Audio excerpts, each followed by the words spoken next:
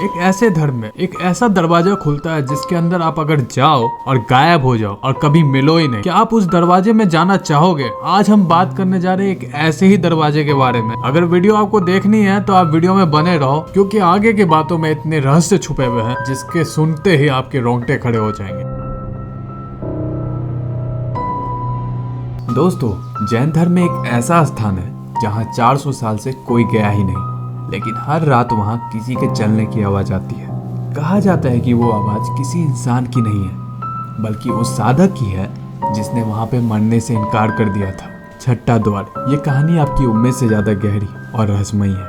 राजस्थान की एक सूखी पहाड़ी पर एक पुराना जैन स्थल है। ना कोई बोर्ड और वहाँ ना ही कोई रास्ता है, बस टूटी हुई सीढ़ियाँ और हवा का एक डरावना शोर दिखता है। गाँव वालों का कहना है कि वहाँ पर एक 5 दरवाजे हैं, पर असली में वहाँ पे 6 दरवाजे हैं, लेकिन छठा दरवाजा सिर्फ चुने हुए लोगों के लिए है। कहते हैं एक साधक, दुनिया उसे निर्वाणेश कहती थी और यहीं पे वो अपनी साधना करने आया था। वो 40 साल तक एक ही स्थान पर बैठा रहता था और वो नहीं हिलता था, ना ही वो किसी से बात करता था।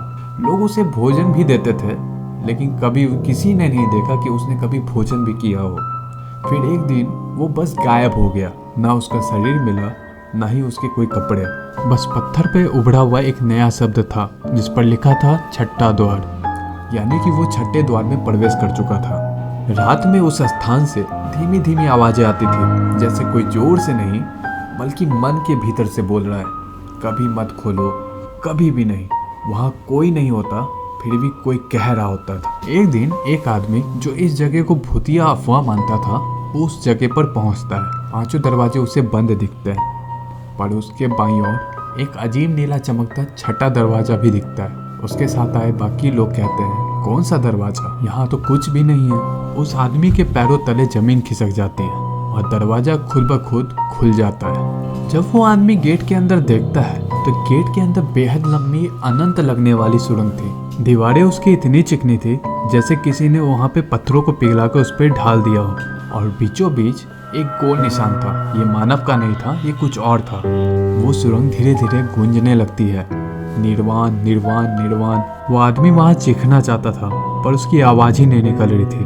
वो बहुत घंटों बाद उस गेट से बाहर आता है। उसकी आंखें सीधी किसी को नहीं देख पाती है। उसकी आंखों के पुतलियां कांपने लगती है।